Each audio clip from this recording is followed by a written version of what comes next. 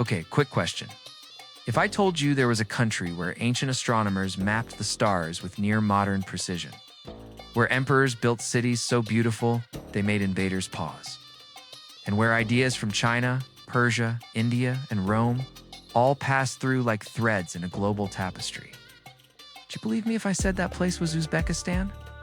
I know most people can't even point to it on a map, but here's the truth. This quiet, desert-shaped nation in the heart of Central Asia didn't just witness history, it steered it. You just haven't been told the story yet.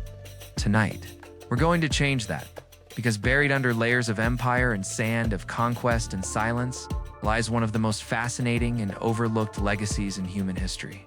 And by the end of this episode, I promise, you'll never see Uzbekistan the same way again.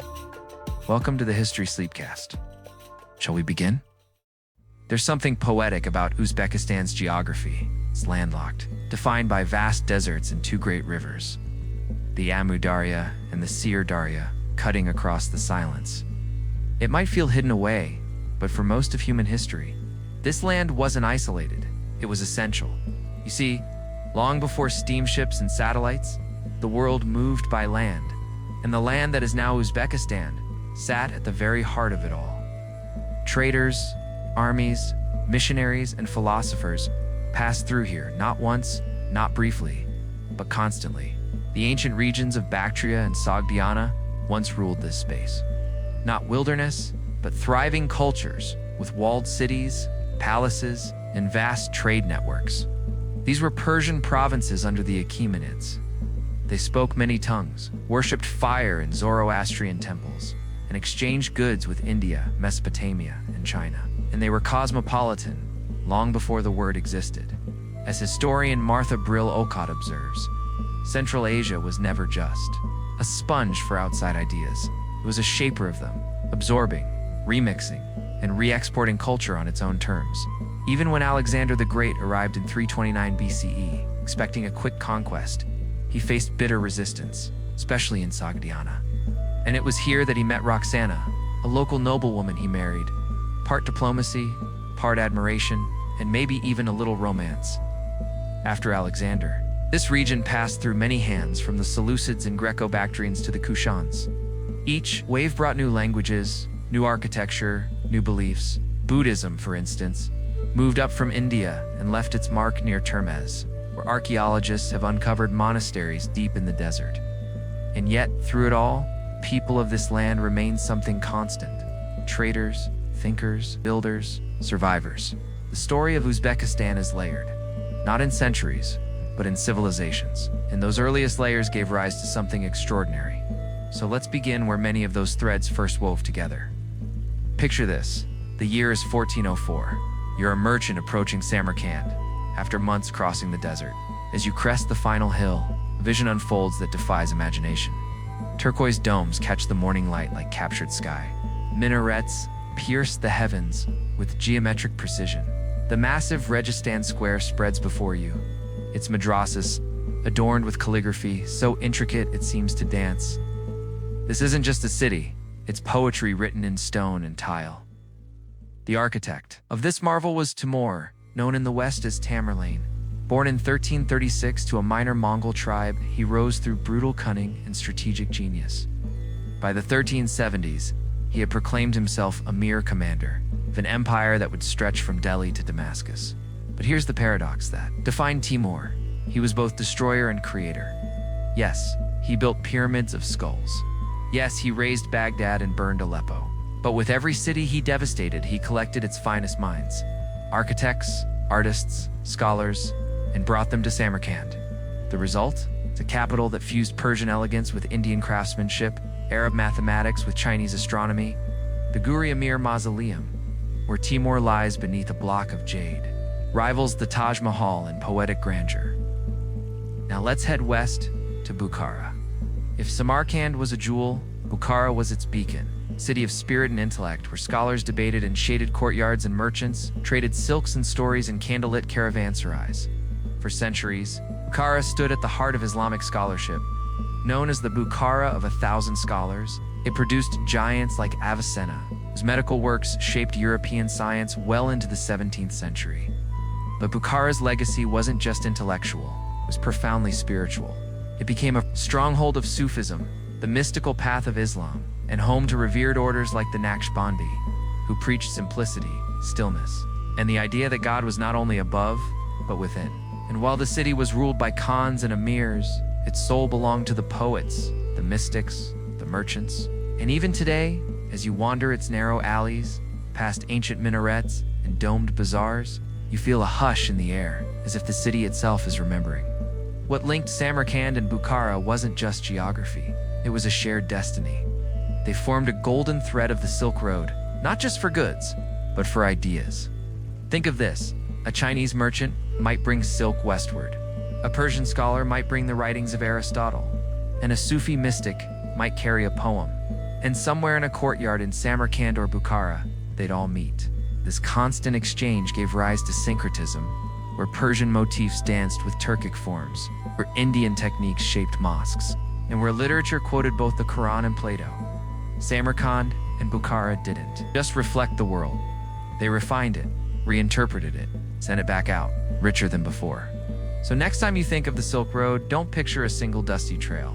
Picture two cities pulsing with life, crowned in blue and gold, breathing the thoughts of 1,000 cultures and whispering through stone, tile, and word. The winds of Central Asia have always carried more than sand.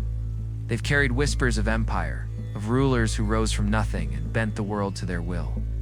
And none burned brighter or more fiercely than Timur, a name wrapped in fear, often spoken with a shudder. But in Uzbekistan, he is Amir Timur, a national hero, a builder of cities, a man whose fire lit both devastation and legacy. Timur was born in 1336, near modern-day Shahrazabs, not far from Samarkand. He wasn't royal, not quite.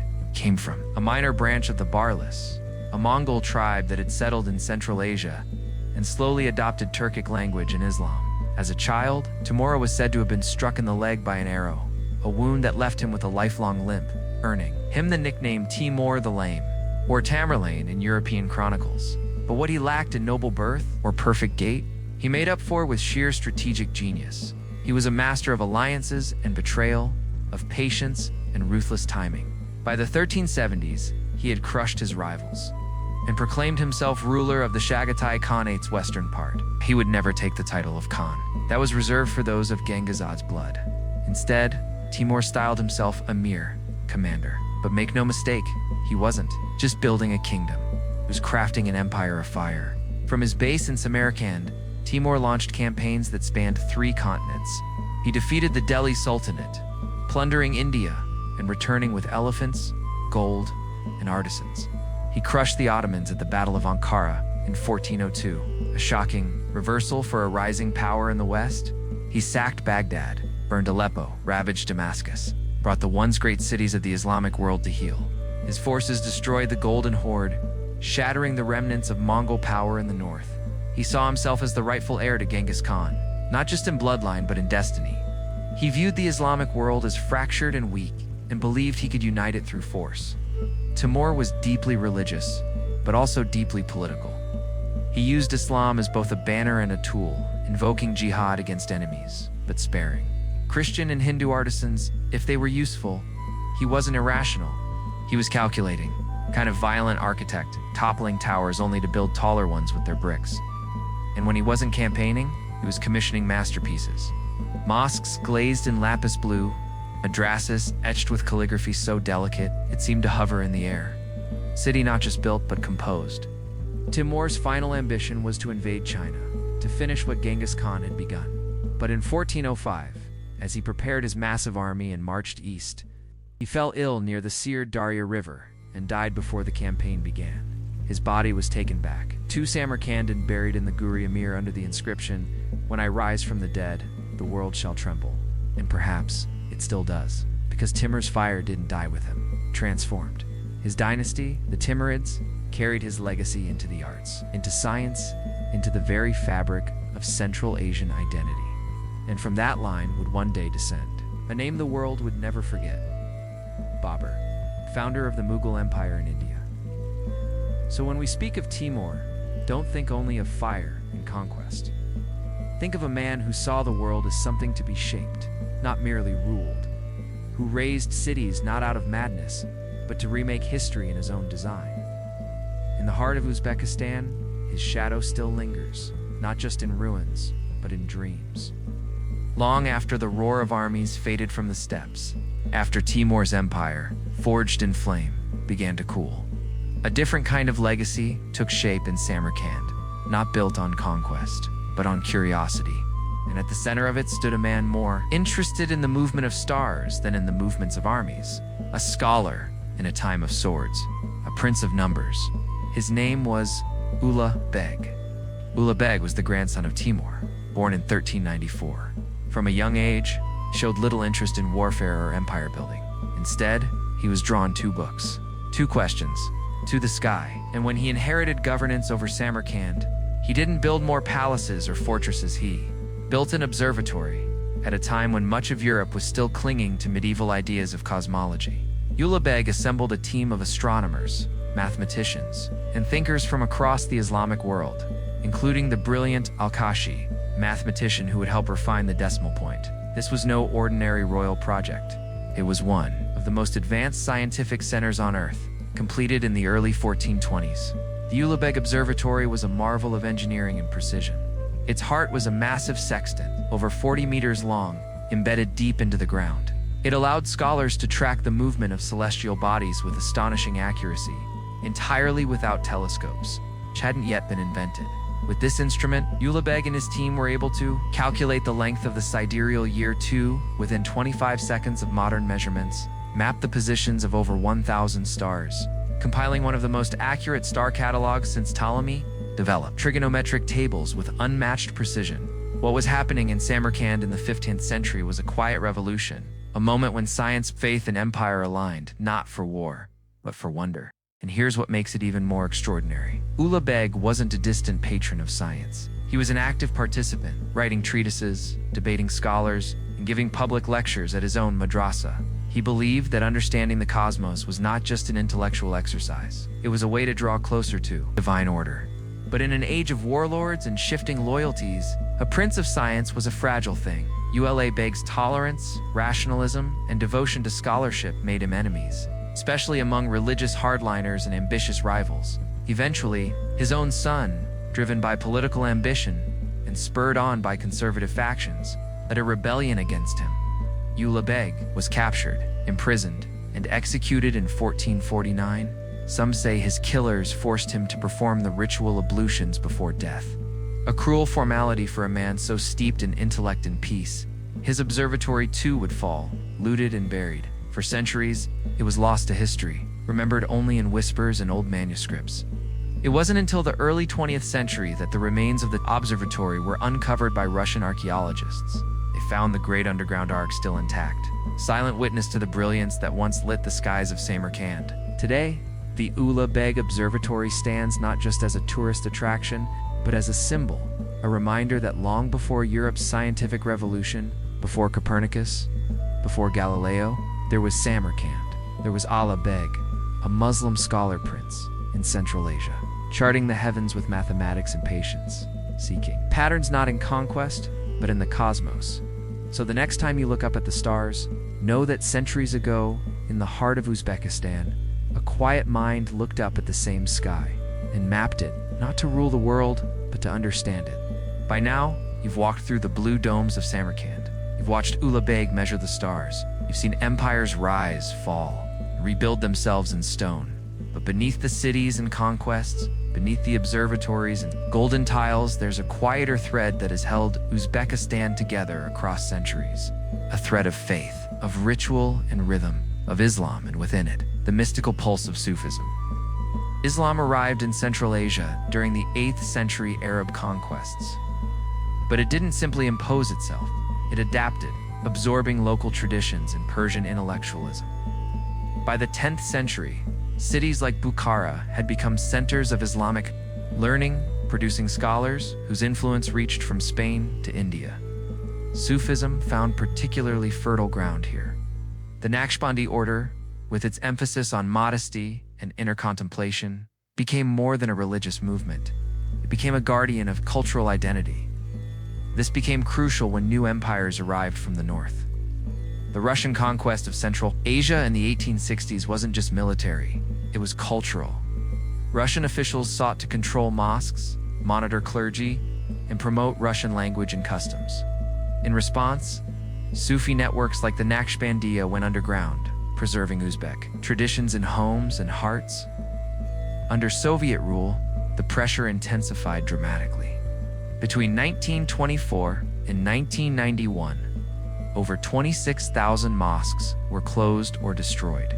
Religious leaders were imprisoned, the Arabic script was banned, replaced first by Latin, then Cyrillic. Children were taught that religion was superstition, but Islam didn't vanish, it adapted. Grandmothers taught prayers in whispers. Sufi poetry was memorized in secret. Wedding ceremonies preserved Islamic traditions under secular facades. This quiet endurance became a form of resistance. We are still here. We still remember. The fact that Islamic culture survived 7 decades of systematic suppression speaks to something unbreakable in the Uzbek spirit. In 1991, as the Soviet Union dissolved, Uzbekistan faced a profound question. Who were they now? Independence was more than political. It was a chance to reclaim centuries of suppressed identity. The Uzbek flag was raised. The Uzbek language returned to schools. Monuments were rebuilt, but this renaissance required careful navigation. The new government promoted traditional Islam, emphasizing tolerance and national unity, while avoiding the extremism that had torn apart other post-Soviet states. They celebrated figures like Timur, not just as conquerors, but as builders of culture. Ulugh Beg was honored as a symbol of scientific achievement. The challenge was balancing authenticity with stability, tradition with progress. Museums opened their doors to previously forbidden histories. Festivals celebrated the mosaic of cultures that shaped Uzbekistan: Turkic, Persian, Arab, Mongol, and yes, even Russian. The goal wasn't to erase the Soviet period, but to place it in context, one chapter in a much longer story today. Uzbekistan stands at a fascinating crossroads. Ancient Samarkand and Bukhara draw travelers from around the world, their blue domes gleaming as brilliantly as ever. Meanwhile, Tashkent pulses with modern energy, skyscrapers rising beside Soviet-era buildings, markets humming with traditional crafts and cutting-edge technology. The country is investing heavily in education, its infrastructure, and global connectivity. Yet the heartbeat of the past remains strong. Silk weaving, ceramics, and traditional music thrive. Religious and cultural festivals mark the rhythm of life, uniting communities across centuries of shared heritage. So the next time you hear the name Uzbekistan, I hope you don't think of a place with tricky spelling. Think of starlight in Samarkand, where a prince once mapped the heavens with mathematical precision. Think of whispering bazaars in Bukhara, where Sufi mystics found God in silence, and scholars debated the nature of existence. Think of astronomers in the desert, and poets who prayed with their pens. Think of a people who survived empire after empire, who kept their culture alive in whispers, and shadows who emerged from the longest night to reclaim their voice. This land, so often overlooked, once shaped the very world we live in. Its cities were laboratories of human possibility, where East met West, not in conflict, but in conversation. If you enjoyed this, please like and subscribe. It might seem small, but it helps this channel grow and reach more curious minds like yours. May your thoughts slow, your mind quiet, and your body rest. Until next time, good night.